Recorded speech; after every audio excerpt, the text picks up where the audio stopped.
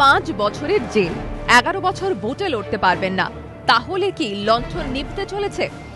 অন্ধকারে লালু প্রসাদ যাদবের রাজনৈতিক জীবন।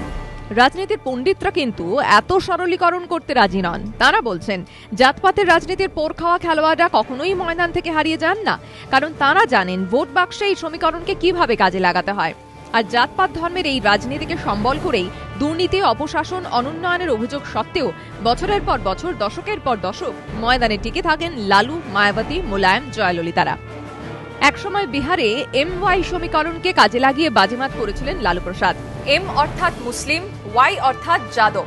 পরবর্তীকালে জাতপাতের সেই রাজনৈতিক সমীকরণকেই আরো দক্ষতার সঙ্গে প্রয়োগ করে লালুর কাছ থেকে ক্ষমতা ছিনিয়ে নিয়েছেন নীতিশ কুমার। উত্তরপ্রদেশের দলিত শ্রেণীকে তাদের মর্যাদা অধিকার পাইয়ে দেওয়ার প্রতিশ্রুতি আশ্বাস দিয়ে ক্ষমতা দখলের অনন্য নজির গড়েছিলেন মায়াবতী। তাজ করিডোর কেলেঙ্কারি কিংবা আয়ের সঙ্গে সঙ্গতিবিহীন সম্পত্তি মামলার অভিযোগে বিরোধীরা সরব হলেও তাতে কান দেয়নি মায়াবতীর দলিত ভোট ব্যাংক। মুসলিমদের কিভাবে নিজেদের দিকে টেনে ক্ষমতায় বসতে হয় তার প্রমাণ একাধিকবার দিয়েছেন উত্তরপ্রদেশের রাজনীতির আরেক পোর খাওয়া সেনাপতি মুলায়ম সিংহ যাদব। জয়ললিতা কিংবা করুণানিধিরাও হাজারো দুর্নীতির অভিযোগ সত্ত্বেও আঞ্চলিক ভাবাবেগকে উস্কে দিয়েই বছরের পর বছর ক্ষমতায় থাকেন।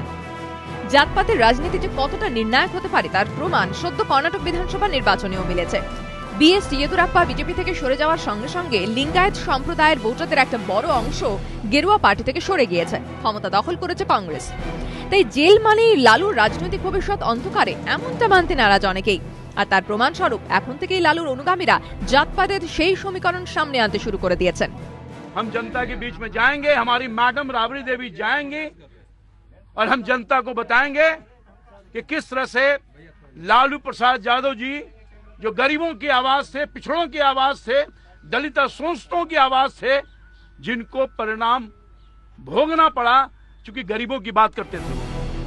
তাই জেলে থেকেই চলবে লালুর রাজনীতি। এর আগেও পশুখাদ্য মামলায় জেলে গিয়ে দুর্দান্তভাবে বিধানসভা নির্বাচনে জয়ী হয়েছিলেন তিনি। এখন দেখার জাতপাতের সেই সমীকরণ আর ভোটের রাজনীতিতে কাজ করে কিনা। ABP আনন্দ।